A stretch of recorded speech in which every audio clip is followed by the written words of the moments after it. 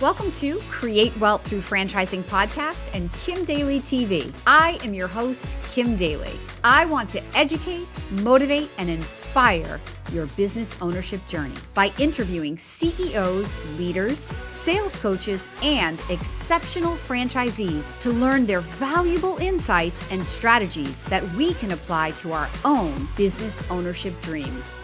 Now, on to the show. Welcome back to Create Wealth Through Franchising Podcast and Kim Daly TV. Today in studio is a man who I can't wait to hear his story because he's teased me a little bit with part of it before we hit record. His name is Mike Walters. He is a franchisee with Seniors Helping Seniors out of Florida. Mike, welcome to the studio of Kim Daly TV. Thank you for having me. It's a pleasure. It is going to be a good one today. So Seniors Helping Seniors. We're going to come back to that in just a minute. But Mike, why don't you introduce my followers to who you are and really what problem in your life were you solving for when you started thinking we need to make a change and started thinking about a franchise business? Our story is I was working for the Social Security Administration for 18 and a half years prior to starting this franchise. And what happened was back in October of 21, we were working from home with Social Security. We were actually in Cincinnati, Ohio, and we live in Ormond Beach, Florida now, which is on the east coast of Florida. Anyways, we were working from home, and my wife, who was a kindergarten teacher for her whole career, but had come home to be with our kids. We have 3 sons. They are currently 14, 12, and 9. And at the time, our youngest son had just been back to school full time for maybe like a year. Maybe he was starting his second year, something like that. And I came downstairs from working, and she said, I think I'm going to get a part-time job somewhere just to get out of the house now that our youngest son's name is Teddy. And now that Teddy's back in school full-time. And I said, don't do that. I'm going to actually resign from Social Security, and we'll figure out something to do that we can make a real impact on the world together. And she said, you tell your wife you're going to resign? Yes. How did that go over, Mike? So she said, what are we going to do? And I said, I have no idea, but we'll figure it out. And what was driving that feeling of resignation? Like what was happening in your career that you just knew it was time to move on? Yeah. So I'm very thankful for that career and a lot of great people along the way. What happened to me over the years was I saw a lot of things that could be done differently to really help people. And what I did at Social Security was I was a claims rep. So people would come in and file for retirement, disability, surviving spouse, aux children, whatever the case may be. I was talking to a lot of people, and a lot of those people happened to be, people retiring. So people a little bit older. I just saw a lot of things that I really thought could be done better. And I understood why they couldn't let some, guy like me go rogue and just have my own ideas and things like that. I understood that things were in place for a reason. But I really felt the need to do something that I could make an impact on. Right. And so I respect that red tape and everything like that with government work or any, job. But I wanted to do something different. So I was 6 years away from a pension from Social Security, and people were like, just wait out 6 more years. And I was like, I can't do it. And so that comment right there, Mike, will resonate with a lot of people, right? Because there's like half the group that's like, no, like to your point, like wait out, get your pension. But there's been a lot of other storytellers on this show who have said the exact same thing, like the desire for more freedom, control, the hunger to like do things that the way that you know that you could do them, that you feel would be better than how they're being done. It just drives you to be like, I can't take one more day in this place. Yeah. I have to just walk away. So sorry to interrupt you, and I just had to No, say it's that. okay. Have you ever heard of spider monkey syndrome? No. Okay. So this is a real thing, and I'd heard this many years ago. There's something called spider monkey syndrome, and spider monkeys are a real animal. And how they catch them in the wild is they make a hole into a tree and then they put their favorite fruit. And you can watch this on YouTube. And um, they put their favorite fruit into this tree, and then the spider monkey walks up to the hole. He puts his hand in the hole. He grabs the fruit, and because he has that fruit, he can't get his hand back out. And humans literally walk up and grab this animal and put him into a cage, into captivity. And I realized that people, we do the same thing. And so I had that job that I had my hand in there, and I had that fruit of a job that I thought was security. I mean, it literally had the name security in its name, right? In my case, and I was so scared to let go of that fruit. And what happens is that usually, if you just let go, what you really want is just a few feet away. So But people go, and I would have gone my whole life just holding on to that fruit and never letting go. And so I had heard that many years ago, and I thought, wow, that's really happening to me.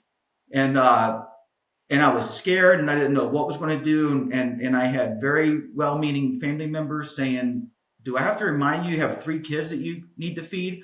Oh, and by the way, you're going to move to a city that you've never been to before. You're going to move into a house that you've never set eyes on before, somewhere where you don't have any, family or friends. We were both born and raised in Cincinnati. Everything we knew was there. Our kids were, it was mid-year when we ended up moving, mid-school year. So that was an adjustment for them. And just hang out for 6 more years, man, and keep your head down and get the pension. And I fought every fiber of my body to hold on to that fruit. And so I did. And I didn't know what we were going to do, but we knew we were going to move to this city called Ormond Beach, Florida, which is like the greatest city in the world now that we're here. And we were like, well, what do you want to do when we get down there? And what prompted the move to Florida? So my wife's parents have a condo beachside in Ormond Beach, Florida, right? And so we've come down here a few times on vacation, and we knew we liked it, and we said to ourselves, every time we would come down here on a vacation, her parents live in Cincinnati, but they have a condo down here, and they snowbird, and so every time we'd be down here on vacation, we'd say, man, this would be a great place to retire. And then that's when the conversation happened of, hey, why wait till retirement? Why not go down now, build a life, have friends? We have our kids there. There's a better chance of them meeting somebody and them staying there and everything like that, and like the family being together. Why not go ahead and do it now? And why not pull the rug out on everything we know called stability that's and what just start it all over at one time? and so we were like, what are we going to do when we get down there to like feed our kids? That'd be a good idea. And so I looked into actually transferring with Social Security to an office down here. I looked into other jobs. I looked into to buying businesses, or just taking over a business, starting a business from scratch. We didn't know what we were going to do, and this is where you come in, and you don't know this story, okay? I don't remember exactly how I met him, but it had been a few years ago, and there was a franchise consultant. His name's Joe, right? And and I really can't remember how I ended up on his email list or what the deal was. But like once a month, he would just send me an email along with probably whoever else was on his list, And I actually found them interesting. We get a lot of email, we just delete, no big deal. But his email come in like once a month. I would read it and be like, that's pretty interesting, right? So as we're figuring out what we're going to do, I say, I tell her, I say, there's this guy named Joe. He does something with like franchising, which is a form of a business. And I said, I have to go back and find like an email or try to find his number or something like that. But I'll reach out to him and see what that's all about. And we did. And I reached out to him, and he ended up getting me in touch with another. So that guy changed my life. There's no two ways about it. He ended up getting me in touch with another guy that is a franchise consultant. At the time, he was representing brands, and now he's a franchise consultant. His name's Mike, and Mike and I are Joe, Mike, and I are good friends till this day, right? And why I'm so honored to be here, Kim, and I cannot be more sincere about this. There's 4 people that changed our lives forever in the franchising world, and I just named 2 of them, and they did it directly. And then as we were going down that journey, I started looking and trying to find out everything I could about franchising, and I found 2 people on YouTube, and a guy named Tom is one of them, and I watched all of his videos, and I promise you that you were the second. And I started watching your videos, Kim, and it gave me the courage to take the next step. And I watched every one of your videos. This is before I got the email from Seniors Helping Seniors of would I want to be on your podcast. And I cannot tell you how much I almost bursted into tears just even getting that email, because I know you didn't know me, but for the previous 3 years, I've been watching you, and you helped me take the next step and take the next step. And oh my gosh, what an amazing! You're making me cry. That's so amazing. I'm so so happy to hear that. so that's how we did it. And then we went through the process and went through validation calls and got it down to 3 different brands, and they were all great brands, and we ended up on the one that we chose, and it's been a very big blessing in our life. So Yeah, it's that's amazing. our So story. how long? That's an amazing story, especially the part where Kim Daly was impacting you, and I didn't even know it. I love it. God bless you. That's amazing. That's my prayer. That's why I put out so much content, just to help people get what we do here in franchising. So I'm glad that my content was a blessing to you. So why did you select? I mean, I can sort of see the connection. I wasn't your consultant, but I can see the connection from your past to the people you were talking to every day, and why you might have saw an opportunity in a business called Seniors Helping Seniors. But what was that connection for you and your wife? It was really hard because there was a lot of good brands. That means your It, consultant it, did a good it, it job. was it was it was it was almost a chance. It really came down to, so I think we initially started looking seriously at like 6, Yeah. and we whittled it down to 3 pretty quickly, Yeah. and then we had 3. So she does have an aunt and uncle that live here, so she has a few cousins, right? And they're and her aunt owns a fairly successful real estate brokerage firm here, and I ended up calling her up, and I said, hey, here's the 3 options. Which one do you think? And she said, I think that seniors one might work down here pretty good. I said, okay. That's it. Well, it's a kind of business. You said it up front, you wanted to change your life and make an impact. Well, this is Yeah. a business that greatly impacts other people's lives. And then I think, like, whether you're aware of it or not, I mean, if you're on the phone every day for 18 and a half years talking to people who are of retirement age, you realize how many people are of retirement age with real issues in their lives, right? So, like, whether you were consciously aware of that or not, that definitely, spoke to me when, you were telling that story of, okay, I see the connection to seniors helping seniors. So tell us a little bit about your ramp up with seniors. How many territories are you expanding into? What's the goal of this business now that you're in it? You've changed your life. Let's go to the middle of the story. Okay. So we signed the franchise agreement in January of 22. We actually moved to Florida in February of 22. And our first full month in business after licensing and insurance and all that good stuff that you have to get, our first full month in business was June of 22, right?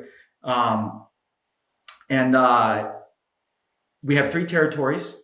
So we serve, there's 3 counties down here that happens to be pretty clean for us as far as our territories: St. John's, Flagler, and Volusia counties. And by the end of this year, we'll be the #1 home care company in those 3 counties. That's amazing. That's amazing. Congratulations. 2022 was a very big year for you. And so as you look back at all the naysayers who were trying to keep your hand stuck in that tree, back to your spider monkey analogy, like, what do you want to say to them now? Have they changed their tune? I think naysayers get a bad rep. And what I think was happening to me is we want to think that the world is kind of trying to hold us back. And what I learned is that you wouldn't worry so much about what other people thought about you if you knew how little they actually did. That's so true. That's And so and true.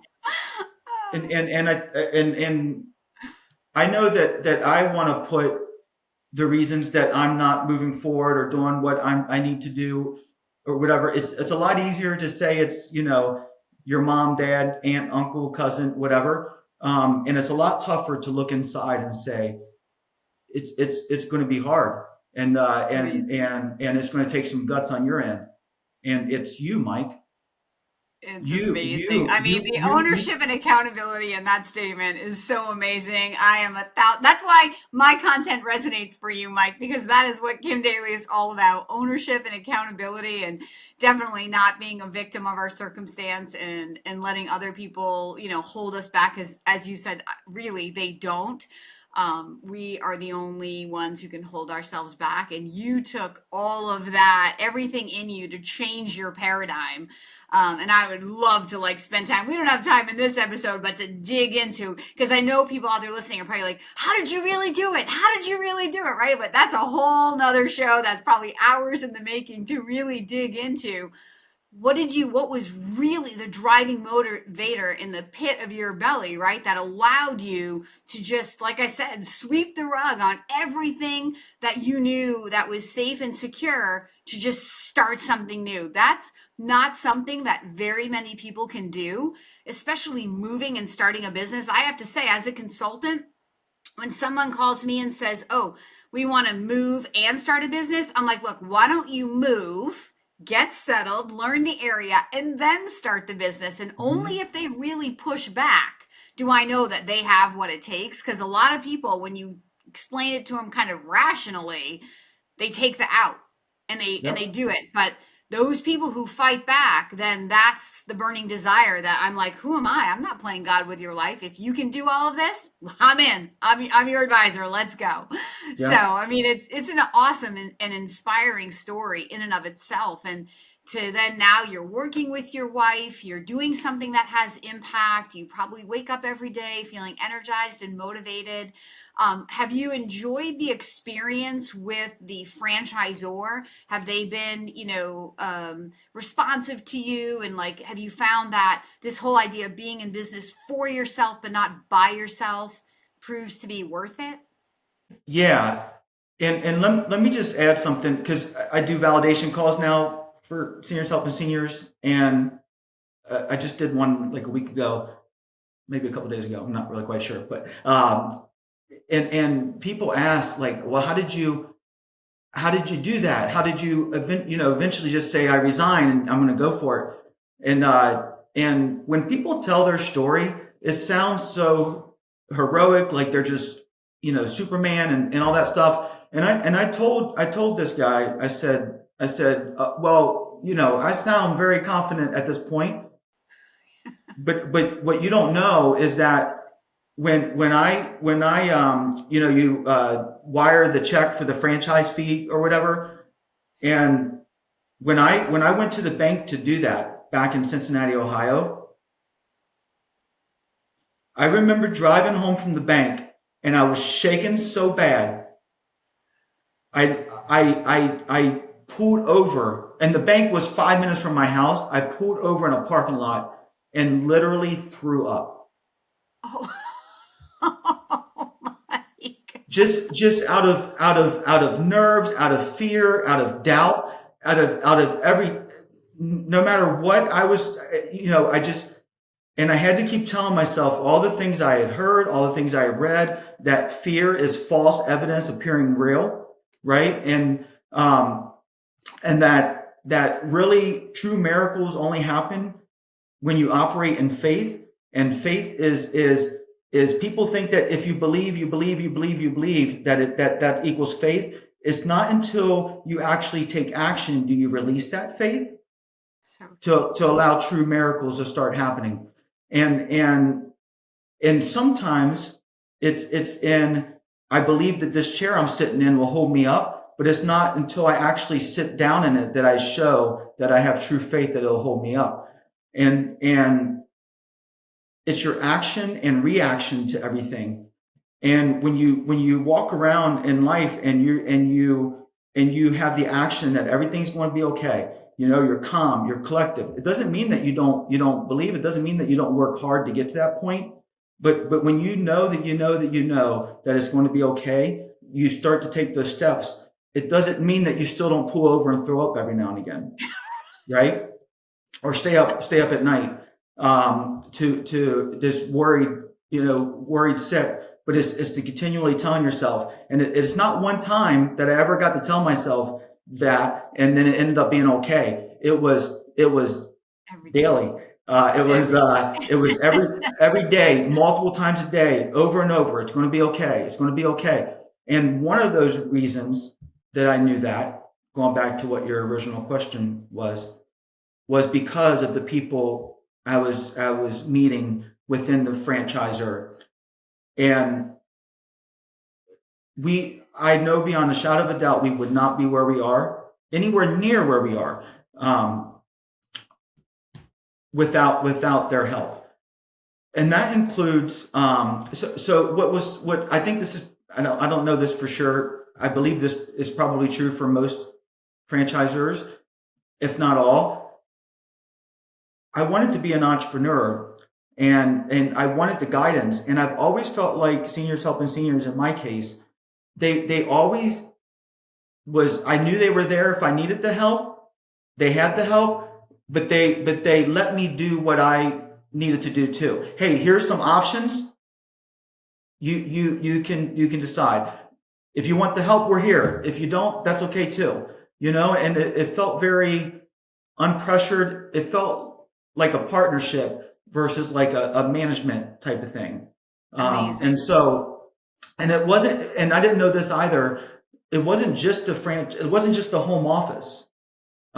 They started connecting me to other franchisees that didn't know me from anybody else, and we're running very successful businesses already, and they were taking time out to answer questions and walk me through it. And then we got down here to Florida, and I think we were here maybe a day or two. And one of the validation calls was with a guy who runs a very successful business on the west coast of Florida, right? His name's Evan, and for Seniors Helping Seniors. And it just so happens that he was from Columbus, Ohio originally. And I was from Cincinnati. That's like an hour and 15 minutes north of Cincinnati. And so anyways, when I got down here, I had a question about seniors helping seniors, something about something. And I ended up calling his office, and that guy called me back, and we had a very long conversation. He called me back. We hung up, and then he called me back again. He was like, "Hey, I forgot to tell you this one thing." And I'm sitting there thinking, "You're like my hero, and you're like taking time out to call me." And it's been like that with people all over the country within the franchises to just help out. I try to give back as much as I can now because I know how important that was to me. But yes, they're very, very responsible for the success that we've had. It's amazing. And a lot of that falls back to the leadership and that culture that they've built, obviously, inside this franchise. But there are many franchisors out there who do have that same kind of culture inside. I mean, I'm privy to see thousands of franchisors over the last 22 years, but they're not all like that, Mike. And so you really have found a special gem. And that's the true essence of why you want to be in business in a franchise. It's more about the who than the what, right? It's more about the people that are there to guide and support and mentor you to the extent that you want that mentorship. Because like you said, it's still your business to make or break. A good franchisor is not a dictator telling you exactly how to do everything and when to do it to where, you just have to be a robot. You're a business owner who gets to bring your own creative energy. And that creative energy works to grow the entire brand because you may figure something out on your own that you're able to validate to other franchisees that now they can use. And that's the forever advancement of the franchise brand that the franchisor is hoping the franchisees will do together, right? But franchisors who lead from that culture don't have to hope because it just naturally happens. When you attract really good people into your brand and then you lead from that culture of we serve each other, we're all shareholders in the same brand. This is the outcome that you get. So, oh my gosh, this is so amazing. I know that this episode will be so inspiring to so many other people out there, Mike. Thank you, thank you, thank you, thank you. So I want to ask you one final question. For those people that are listening to this episode who are where you were when you were in Cincinnati and feeling that feeling inside of you that something had to change, what do you say to those people right now, Mike? I say you really have to go for it. And believe in you, and when you start taking those steps, the right people show up, and you can succeed. And there's people, in all sincerity, there's people like Kim, Joe, Mike, people all over that have been. Success happens when opportunity and preparedness meet. And that's the only time it happens. And so many times in life, opportunity goes by people, and because they haven't been preparing, they don't even recognize it. And I'll tell you a quick story to hopefully answer the question. And this is a true story. You know who Garth Brooks is? Of course. Okay. I like Garth Brooks, right? And I've known this story for a long time. And so how his career started was he was playing the bars, he was selling boots in Nashville, and doing his thing, just like probably dozens of other people in Nashville with a lot of talent. And obviously he's from Oklahoma, and he moved from Oklahoma to go to Nashville. And several years into his move into Nashville, he was scheduled to be at a honky tonk to play. And I think he was like the 5th, 6th, 7th, 8th person scheduled to play at like 2 a.m. or something like that. And and he didn't even want to go, but his manager said, "Well, you told me you're going to be there, so you go ahead and go." So he went early, and he said, "Well, if I'm going to go, I'll go early." and maybe they'll get me on early and I can get out of here and actually get a good night's sleep or whatever. Well, it just so happens that the person that was supposed to play second didn't show up. So they said, hey kid, you want to go on? And he was like, sure. The Columbia Records was there that night to see the person that was supposed to do the second set. They saw Garth instead. And because he was preparing for how many years playing music and perfecting that, when that opportunity came, he didn't even know it. It was just a normal day and normal time in the world, right? But those things happen to all of us all the time. And when you understand that and know that they're going to come your way too, and you've been preparing, they're going to meet, and it's going to be the most beautiful thing that's ever happened to your life. And everybody that knows you, you're going to affect your kids' kids. And so I say you can do it. Mike, you're such a beautiful inspiration. Like I'm the one who's the mindset coach, and I'm over here tearing up listening to you. I'm so fired up. It's no wonder you are so successful, because you speak truth, you live truth, you overcame yourself. It is absolutely so inspiring, and you're so spot on about those synchronicities in life. Columbia Records did come to hear the second singer that night. They just thought his name was something else. Right. That's exactly the way that God had that set up.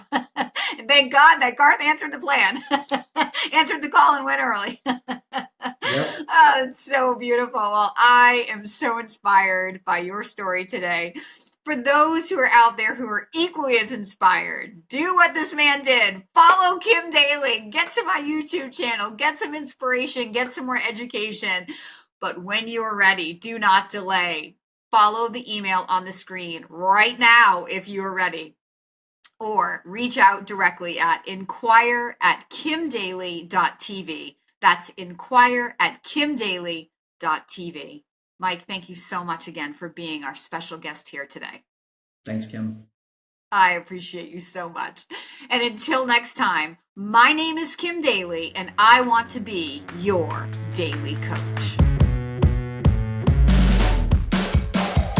You can find more content just like this on my YouTube channel at kimdaly.tv. And if you're inspired to take the next step to explore franchises matched to you, please email me right now at inquire@kimdaly.tv. That's inquire@kimdaly.tv.